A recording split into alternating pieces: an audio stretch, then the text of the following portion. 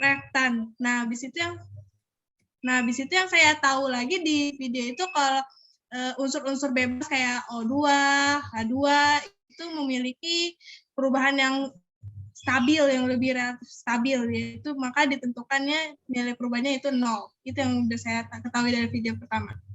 Oke, makasih Alisa, bagus terkait apa namanya pengamatannya terkait dengan video pertama. Mungkin ada temannya yang mau menambahkan. Mutia Atika boleh tambahkan apa tadi yang dari Alisa?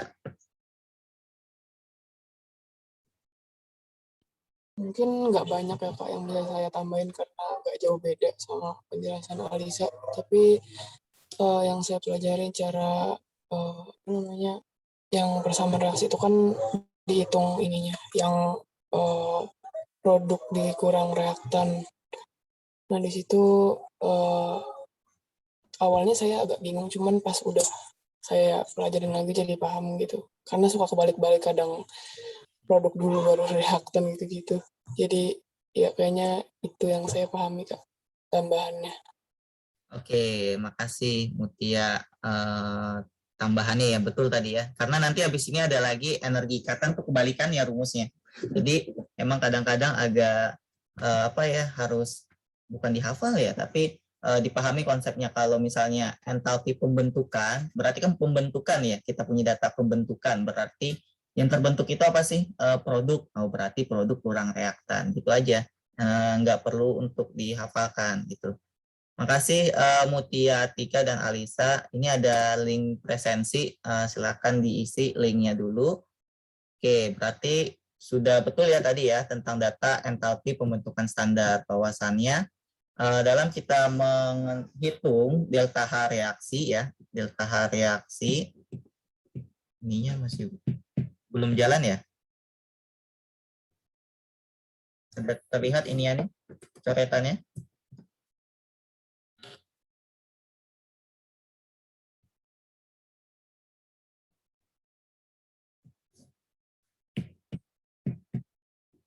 Ya, baru masuk. Oke. Ya, dalam menentukan delta H reaksi ini ya, kita bisa menentukannya dari sigma, dari jumlah dari entalpi pembentukan produk dikurang sigma perubahan entalpi reaktan. Ini sudah kita pelajari.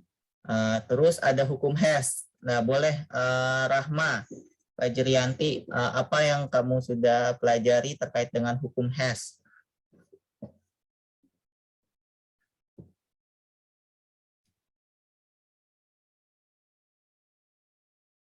Boleh Rahma?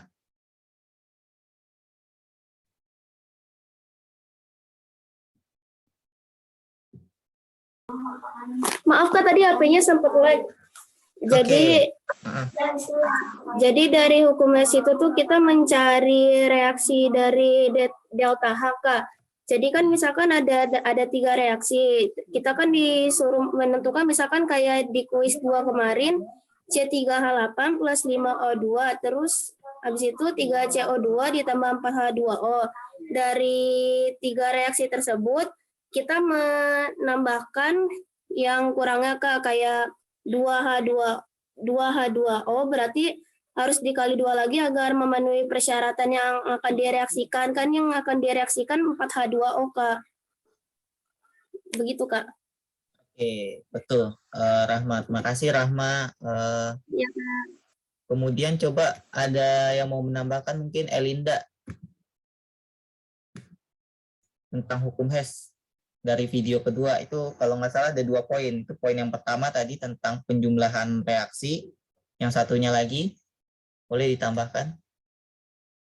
Atau yang kamu pahami dari video kemarin?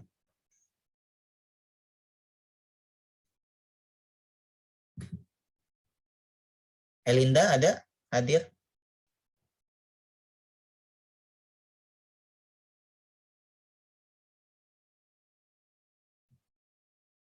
Udah hadir ya?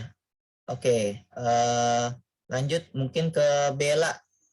Bella, boleh ditambahkan tadi terkait dengan hukum Hess, Bella. Ya Kak, jadi menurut yang saya pelajari, hukum Hess itu kan penjumlahan kalau reaksi. Jadi hukum Hess digunakan untuk menghitung jumlah entalpi keseluruhan pada proses reaksi kimia. Nah, hukum Hess itu perubahan entalpi yang tidak bergantung pada jalannya reaksi. Jadi dia bergantung hanya pada keadaan awal dan keadaan akhir. Nah, terus hukum Hess juga bisa digambarkan melalui diagram bertingkat atau siklus yang sudah dijelaskan Kak Raffi di YouTube. Jadi kita kalau mau mau menghitung entalpi di hukum Hess, kita harus tahu jenis-jenis entalpi standar. Jadi untuk memenuhi persyaratan nanti yang ditanya, kita harus tahu pembentukan, penguraian, pembakaran. Jadi kalau yang diminta ini kita harus mengubah jadi pembentukan gitu, Kak. Oke, bagus Bella. Ada lagi Bella? Cukup?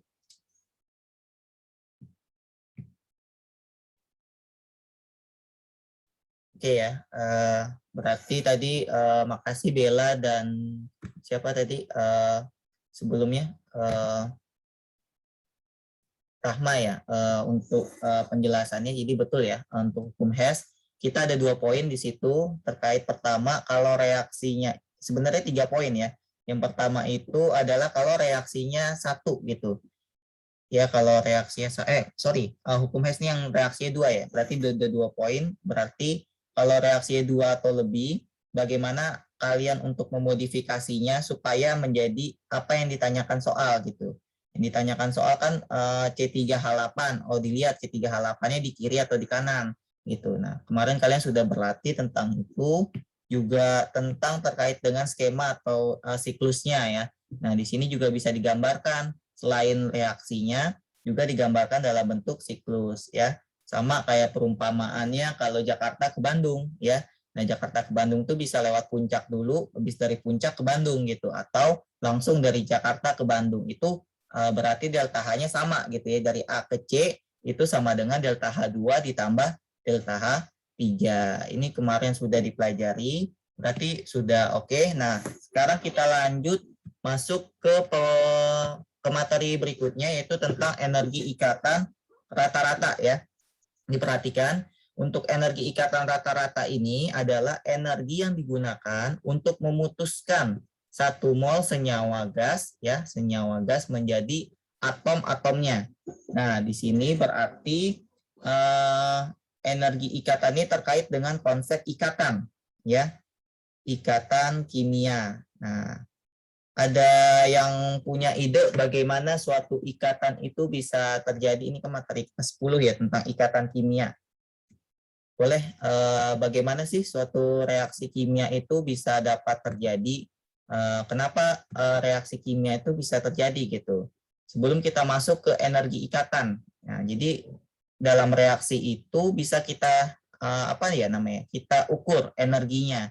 Dan dari energi itu bisa kita tentukan apakah ada produk itu atau tidak ada produk itu di alam, seperti itu. Boleh, bagaimana sih terkait dengan reaksi kimia itu apa yang terjadi gitu. Dari konsep kemarin itu juga sudah jelas, ada reaktan, ada produk, mungkin ada terkait konsep ikatan kimianya, ada yang bisa menggabungkan.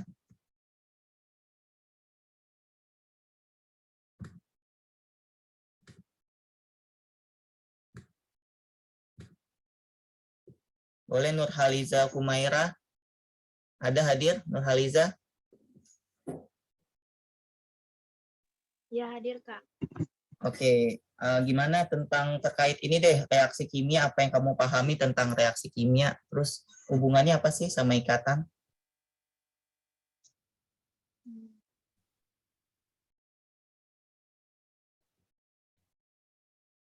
Halo, Nurhaliza?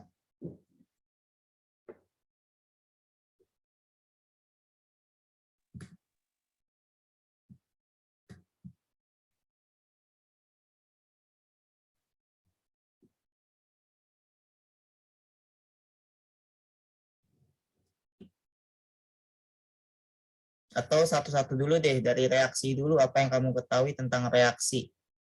Kemarin kan sudah dibahas tuh, ada reaksi. Karena semua ini kan kimia reaksi semua ya. Jadi harus tahu tentang reaksi. Apa itu reaksi deh? Reaksi kimia itu seperti apa? Ada Nurhaliza? Suara saya masuk kan ya?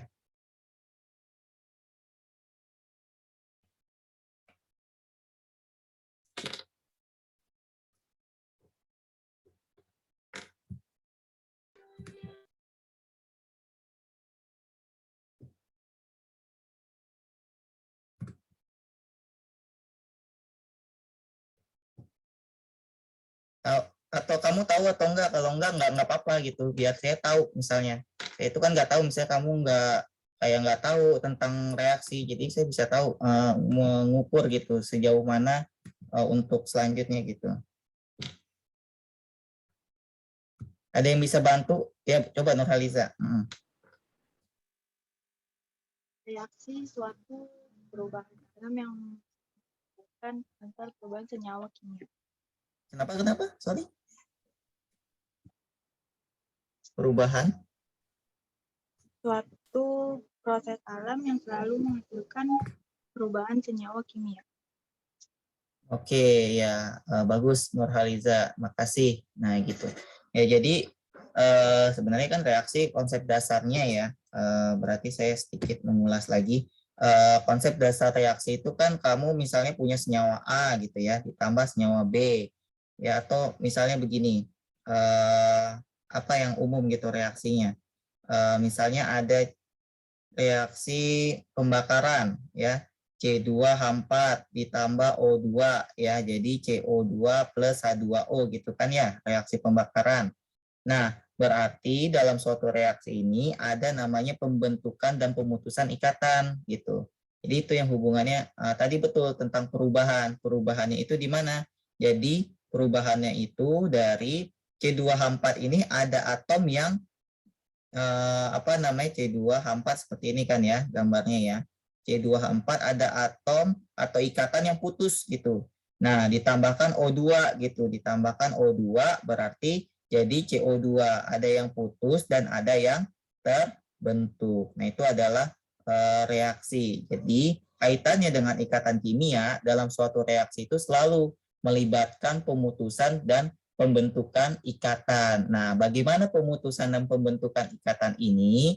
Itu kita pelajari energinya dalam termokimia seperti itu. Jadi jelas ya bahwasannya energi ikatan itu untuk memutuskan satu mol senyawa gas menjadi atom-atomnya. Jadi perumusannya itu adalah delta H reaksi sama dengan sigma energi ikatan pemutusan dikurang sigma energi ikatan pembentukan ya.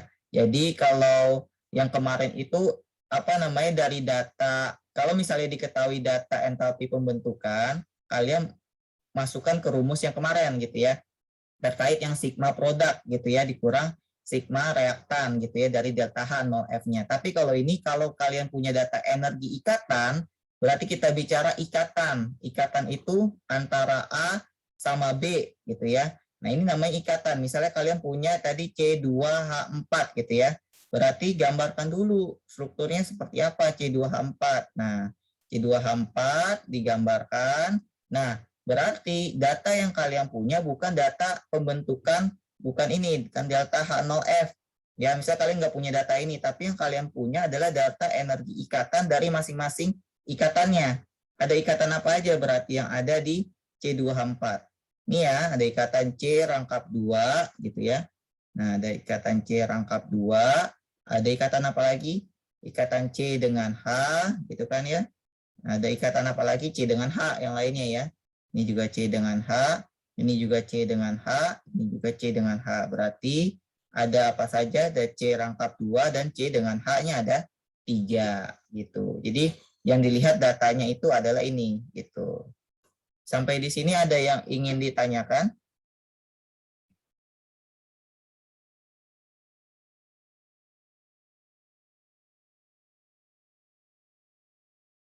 Tidak ada ya. Berarti Sudah oke. Berarti rumusannya kayak gimana? Rumus delta H reaksi itu adalah berdasarkan kalau kita punya data energi ikatannya, berarti sigma energi ikatan sebelum reaksi dikurang sigma energi ikatan sesudah reaksi. Atau kita bilang kalau sebelum reaksi itu berarti reaktannya, ya, dan yang sesudah reaksi itu adalah produknya. Tadi betul ya. Nanti takutnya kebalik. Nah, ya ini kalau tadi awalnya apa namanya sigma apa delta H0F dari entalpi pembentukan itu kan produk dikurang reaktan. Berarti konsepnya pembentukan, berarti produknya dulu yang ditinjau, dikurang reaktan. Nah, tapi kalau kalian punya datanya energi ikatan, berarti energi yang putus dulu atau apa namanya suatu senyawa itu putus, berarti yang dilihat dari reaktannya dulu. Reaktan dikurang produk. Mungkin masih bingung kali ya, kita lihat contohnya nih. Nah, tadi nih energi yang digunakan untuk memutuskan 1 mol senyawa menjadi atom-atomnya. Nah, di sini contoh soalnya. Hitunglah delta H reaksi dari C2H4 ditambah gas H2 menjadi C2H6 jika diketahui energi ikatannya. Nah, jadi bagaimana cara menghitung energi ikatannya? Yang pertama adalah kalian harus lihat dulu, ini reaksi ini setara atau tidak. Gitu ya. Nah, berarti yang pertama adalah menyetarakan reaksi ya. Menyetarakan reaksi. Nah, ini C2H4, C-nya 2, H-nya 4, ini tambah 2 6, C2H6. Udah setara ya reaksinya ya. Berarti bisa lanjut ke step kedua yaitu membuat strukturnya. Nah, tadi ya membuat strukturnya karena yang diketahui datanya adalah ikatan gitu ya, ikatan dari strukturnya yaitu ikatan CH, ikatan C rangkap 2, ikatan C tunggal, ikatan H. Maka mau nggak mau kalian harus membuat strukturnya dari masing-masing senyawa. Setelah itu baru dimasukkan ke rumus tadi ya, masukkan ke rumusnya apa tadi? Delta H reaksi sama dengan sigma energi ikatan dari reaktan atau pemutusan dikurang sigma energi ikatan dari produknya atau pembentukannya. Nah, seperti itu. Sampai di sini ada yang ingin ditanyakan? Boleh ya kalau ingin ditanyakan, jadi saya tahu kalian kecepatan atau misalnya terlalu lambat ya. Boleh kalau ada yang ingin ditanyakan atau ada yang belum mengerti silakan untuk apa namanya tanyakan saja gitu, interupsi aja nggak apa-apa. Ada? Kalau nggak ada bisa saya lanjut?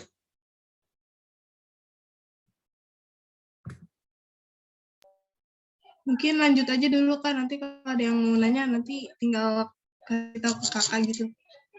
Oke, makasih Alisa. Berarti lanjut ya. Nah, jadi ini diperhatikan tadi menghitung energi ikatannya dari reaksi C2H4 ditambah H2 menjadi C2H6 ya. Nah, oleh karena itu kalian harus paham ya terkait bagaimana sih menggambar suatu apa namanya molekul, suatu senyawa gitu. C2H4 ada yang ingat ini materinya di hidrokarbon. Apa itu C2H4? Alkena? Ya, alkena betul. Apa nama alkenanya yang C2H4? Etena. Ya, etena betul ya. Jadi ini etena alkena. Kalau alkena berarti menggambarkannya ikatannya rangkap 2. Nah, jadi kalian harus tahu namanya. Kalau ditambah H2 jadi C2H6. C2H6 ini apa ini? Dia masuk tergolong jenis apa? Alkana. Betul ya, masuk alkana. Namanya, nama umumnya? Etana. Apa? Etana? Oke, betul ya, etana. Nah, berarti kalau kalian sudah paham itunya, kalian gambar strukturnya nih. Buat digambarkan, gambarkan strukturnya ya. Yang tadi C2H4 ya. C2H4 itu alkena, alkena itu rangkap 2, berarti C rangkap 2. Di sini kalian bikin satu-satu ikatan teratomnya, berarti H ini H, ini H, ini H, gitu ya. Ditambah H2. H2 ikatannya gimana? H dengan H, gitu kan ya. H2 gitu. Dipelajari lagi terkait bagaimana membentuk ikatan di kelas 10 gitu. Kemudian dilanjut reaksinya menjadi C2H6. Berarti ikatan C dengan C. H itu kan atomnya, H lagi. C itu ada 4 tangannya. Ini udah ada 1, berarti 1, 2, 3 gitu ya. Berarti ini ikatanya 1, 2, 3. Nah, sudah digambarkan strukturnya ya seperti ini, seperti yang ada di yang sudah diketik. Nah, baru kalian masukkan rumus. Rumusnya apa tadi? Delta H reaksi sama dengan apa rumusnya?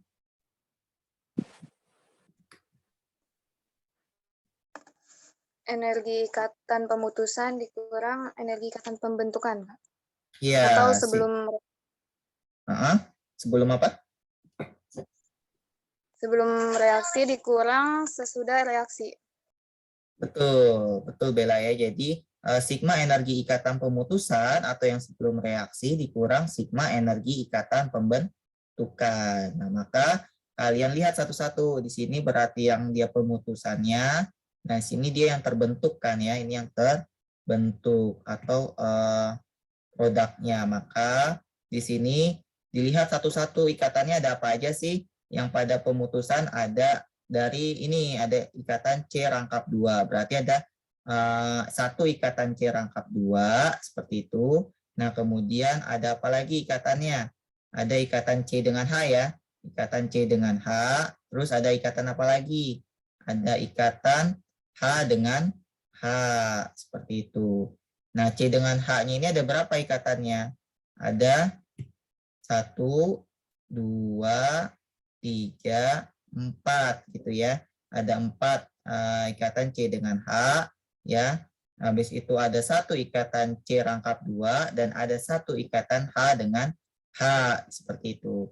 Di sigma berarti artinya di jumlah dikurangi dari ikatan yang terbentuk gitu kan ya. Berarti ada C tunggal terus ada C dengan H-nya ada 6 ya. 1, 2, 3, 4, 5, 6. Seperti itu. Dikurang, ini sigma di jumlah. Maka kalian masukkan datanya tadi. Nah, di sini ada data energi ikatan ya. Data energi ikatan C dengan H berapa? 415 kilojoule. Berarti masukkan C dengan H 4 dikali 415. Ditambah C rangkap 2. C rangkap 2 ada berapa? Ada 607, berarti dimasukkan tambah 607 ditambah H-nya, ikatan H dengan H ada berapa energi ikatannya H dengan H itu ada 436 seperti itu. Di jumlah yang ini juga sama dikurang baru hasilnya dapat min 135 kilojoule. Jadi seperti itu caranya ya untuk menentukan energi ikatan rata-rata. Jadi ditentukan dulu apakah ini sudah setara. Kalau sudah setara reaksinya, kalian buat gambarnya, ya gambarkan strukturnya baru dimasukkan ke rumusnya, masukkan ke rumus. Ada lagi yang lebih sederhana dari ini ya. Ini kan 4CH ya. Di apa namanya? Dikurang ini ada 6CH kan, berarti bisa dong yang ini habiskan 4-nya. Di sini sisa 2 gitu. Jadi bisa juga kayak begitu. Ada yang ingin ditanyakan sampai dengan energi ikatan?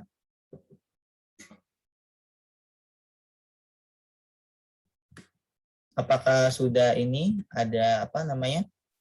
Sudah oke?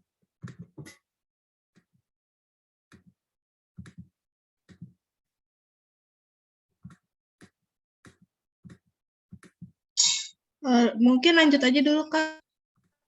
Oke. Udah oke semua. Oke ya, sudah paham ya berarti tentang energi ikatan. Karena saya lanjut habis ini tentang kalorimetri gitu. Ya, jadi itu tentang energi ikatan. Oke, nah sekarang kita lanjut ke kalorimeter gitu ya.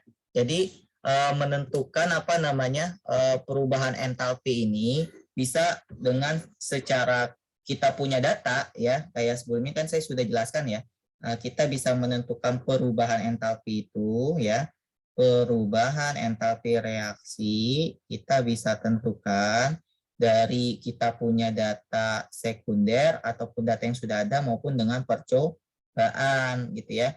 Nah, dengan data yang sudah ada ya, itu ada apa aja tadi yang kita sudah pelajari? Ada dari entalpi pembentukan, perubahan entalpi pembentukan, kemudian ada dari hukum Hess, dan terakhir tadi ada data energi ikatan. Seperti itu ya. Nah, ini data yang sudah ada. Artinya kalian sudah dikasih data, tinggal masukkan saja. Nah, nanti lihat masuknya ke perubahan entalpi pembentukan kah, atau ke hukum Hess, atau ke energi ikatan. Sesuai datanya, masukkan rumus, udah jadi.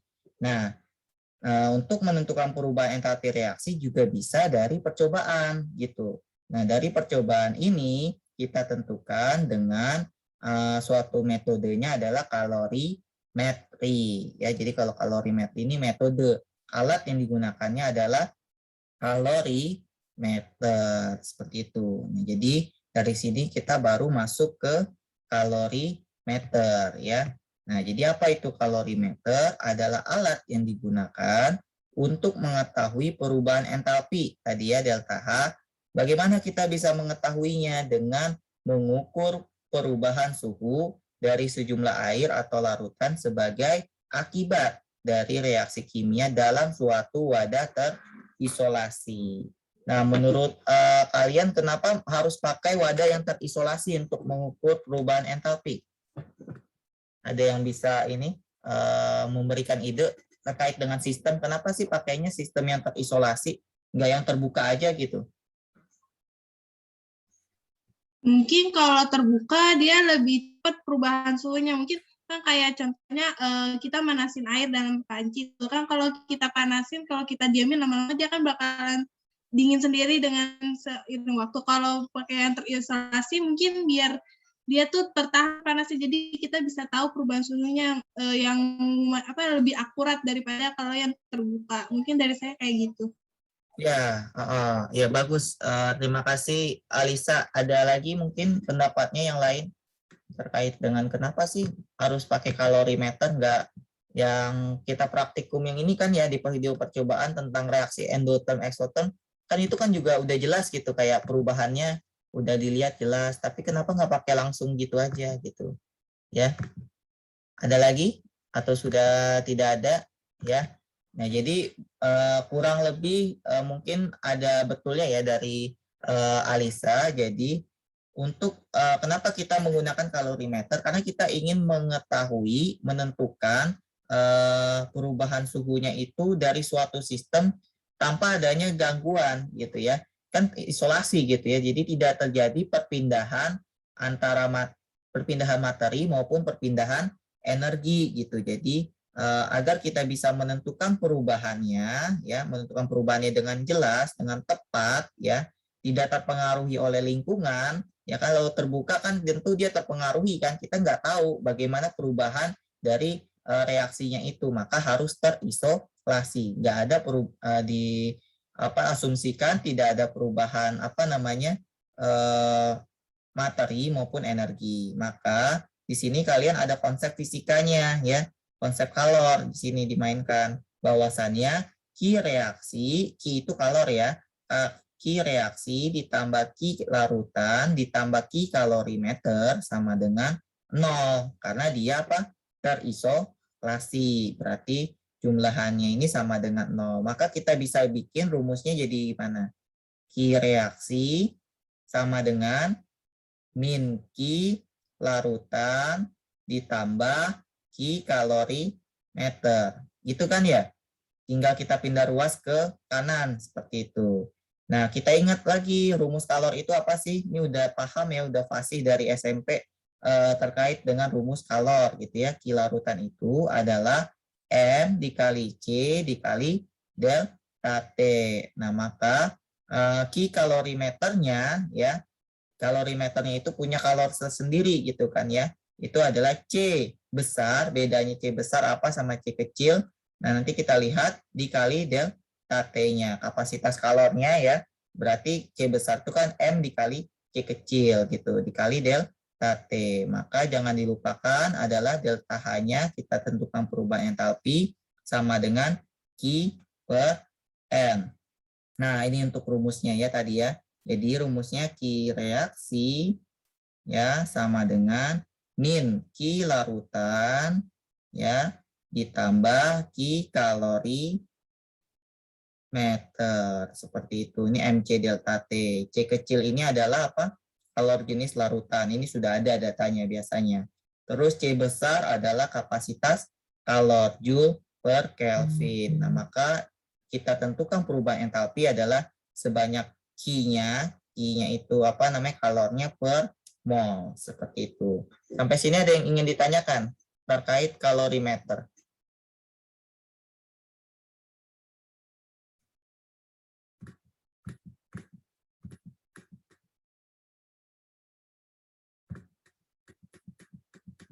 Cukup ya, berarti nggak ada yang ditanyakan.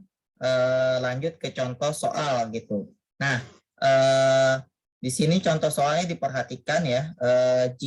Nah ini jadi sifatnya apa namanya laboratorium gitu, dari reaksi-reaksi kimia di laboratorium. Jadi untuk menentukannya ini harus memahami dari apa namanya, dari apa sih yang diminta soal seperti itu. Nah, contohnya nih diperhatikan. Jika 10 gram serbuk seng dimasukkan ke dalam 100 gram CuSO4 ya, terjadi kenaikan suhu sebesar 10 Kelvin. Menurut reaksi ini sebagai berikut. Nah, ini kalian sudah ada reaksinya atau reaksinya sebagai berikut. Jika kalor jenis larutan adalah 4,2 Joule per gram Kelvin dan kapasitas panas kalorimeter diabaikan, tentukanlah delta H reaksi tersebut. Nah, jadi kalau kalian di laboratorium itu kalian nanti akan ada misalnya bahannya ini kan seng, serbuk seng, berarti kita bisa tahu masanya kan ya. Nah, di sini ada massa serbuk seng. Seng itu apa unsurnya? Ada yang tahu seng? Kimianya apa? Rumus kimia seng itu unsurnya? ZN, Kak. Ya, betul ZN ya, di sini udah ada nih. Berarti 10 gram serbuk seng ZN dimasukkan ke dalam larutan CuSO4. Berarti reaksinya kan gini, ZN ditambah CuSO4 ini dalam keadaan solid, ini ke dalam keadaan larutan menjadi ZnSO4 ya, dalam keadaan larutan ditambah Cu. Ya, ini sudah ada reaksi ya, kalian di sini sudah dikasih ya reaksinya. Maka reaksi ionnya berarti kan ionnya berarti dari Zn ditambah Cu2+ jadi Zn2+ tambah Cu. Ini sudah ada. Terus kalornya sudah ada, tinggal dimasukkan saja ke perhitungan. Bagaimana cara menghitungnya? Nah, seperti ini. Berarti kita ketahui dulu ya, apa yang kita ketahui ada massa dari Zn-nya kan. Massa dari Zn-nya itu sama dengan 10 gram. Terus massa dari CuSO4 itu ada 100 gram seperti itu. Kenaikan suhu berarti perubahan suhunya kan ya, delta T-nya sama dengan 10 Kelvin. Nah, kemudian kalor jenis larutannya itu berarti C larutannya ya. C-nya itu adalah C larutan sama dengan 4,2 Joule per gram Kelvin, dan kapasitas panas ini adalah C besarnya ya. Kapasitas panas C besar dari kalorimeter itu adalah 10 ya. Diabaikan, berarti kita tidak memasukkan itu ya. Tidak kita masukkan datanya. Kemudian berapa delta H-nya. Jadi kalian tentukan dulu kalor reaksinya ya. Pertama tentukan kalor reaksinya. Tadi masukkan rumusnya Q reaksi sama dengan min Q larutan ditambah Q kalorimeter. Nah, karena Q kalorimeter ini C dikali delta T, C besarnya ini diabaikan, maka 0 gitu kan ya. 0. Berarti kita hanya fokus pada Q larutan saja. Nah, Q larutan ini rumusnya apa sih, Kak? Nah, Q larutannya adalah M kali C kali delta T. Masanya itu adalah massa dari yang ada di dalam reaksi itu. Ada Zn, ada CuSO4. Berarti massa Zn-nya 10 gram, massa CuSO4-nya 100 gram. Dikali C-nya berapa kalor jenis larutannya? 4,2 Joule per gram Kelvin gitu. Dikali perubahan suhunya adalah 10 Kelvin. Maka Kelvinnya ini hilang, sini gram sama gramnya juga coret, sisa Joule. Kalian hitung, hasilnya adalah min 4.620 Joule. Nah, ditanyakan soal apa? Delta H reaksi. Nah, delta H reaksi ini rumusnya adalah Q reaksi per N-nya atau mol-nya. Nah, maka delta H reaksi adalah Q yang kalian sudah dapatkan min 4.620 Joule dibagi mol. Bagaimana menghitung mol? Ya, molnya itu kan sama dengan apa? Gram per mR seperti itu. Maka di sini gramnya itu adalah 10 gram serbuk seng gitu ya.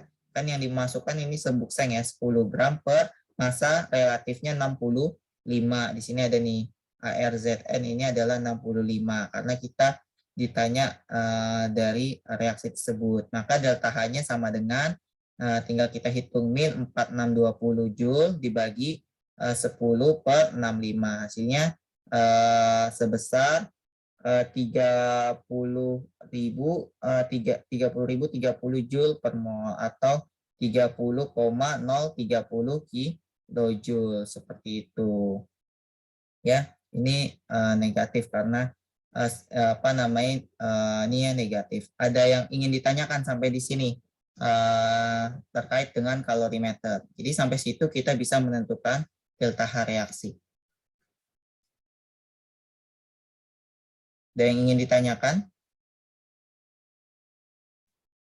Mungkin terkait stepnya ya, dari kalian memahami soalnya dulu, apa yang kita bisa dapatkan di soal gitu ya, ada masanya ya, massa serbuk seng, kemudian ada apa, ada reaksinya, terus ada C kecil, C larutan, dan kapasitas panasnya diabaikan. Tadi ada suhunya juga ya, T-nya juga. Baru dari situ masukkan ke rumus Q reaksi ini. Setelah dapat Q reaksinya, baru masukkan ke rumus yang delta H sama dengan Q per N.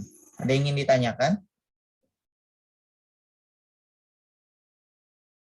Dari kalorimeter ataupun keseluruhan?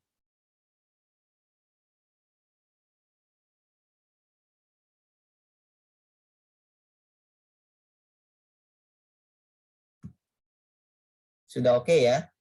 Tidak ada yang ingin ditanyakan? Oke, berarti selesai untuk hari ini terkait dengan energi ikatan dan juga kalorimeter ya. Jadi terima kasih untuk hari ini karena sudah selesai materinya, jadi dipelajari lagi ya terkait dengan energi ikatan tadi yang sudah kita pelajari dan juga prinsip dari kalorimetri. Untuk pertemuan selanjutnya itu kita mungkin ada ujian harian ya, karena materi sudah selesai. Ujian harian kedua mungkin di hari Kamisnya. Sampai di sini mungkin ada yang ingin ditanyakan, silahkan. Ini udah selesai materinya.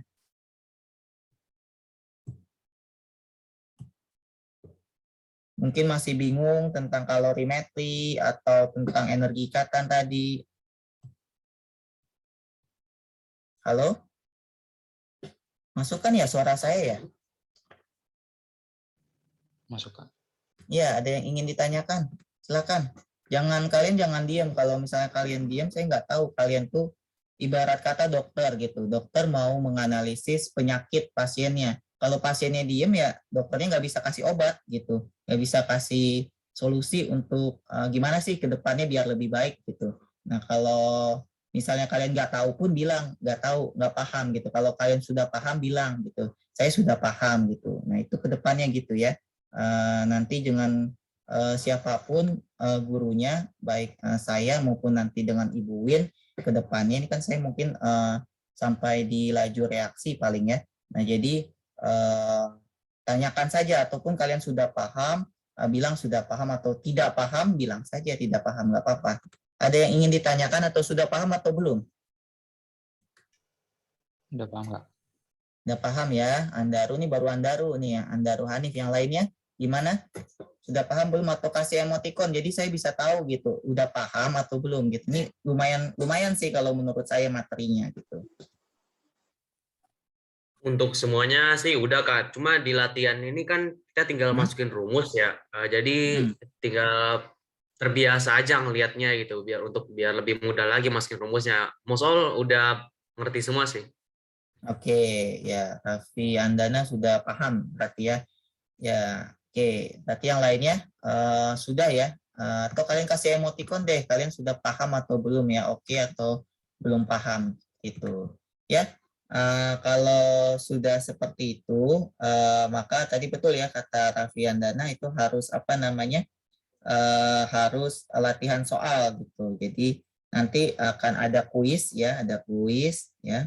Ada kuis, nanti dikerjakan kuisnya tentang latihan soal terkait dengan kalorimetri, apa tadi, energi ikatan dan kalorimetri seperti itu.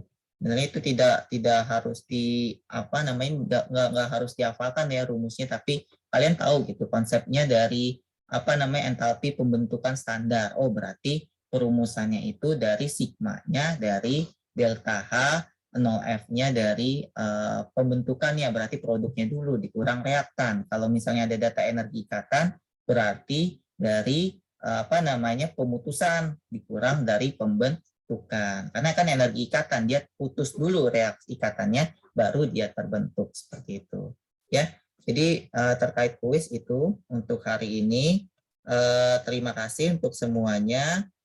Mungkin itu untuk pertemuan kali ini tidak ada pertanyaan ya terkait hal tersebut. Jadi saya anggap sudah oke.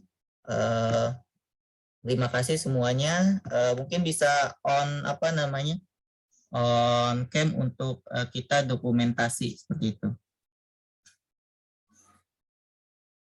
Iya, ada Ibu Win. Mungkin Ibu Win boleh memberikan masukan, Bu.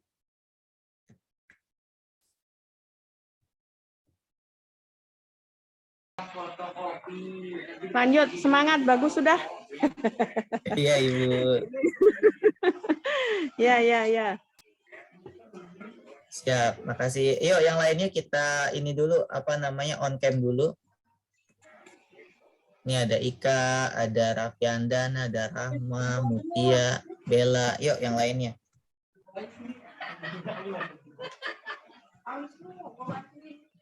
Baguslah. Kucing itu bayi-bayi makan, kucing. Jangan kencing-kencing mulu. Kalau kecil, bagus dong.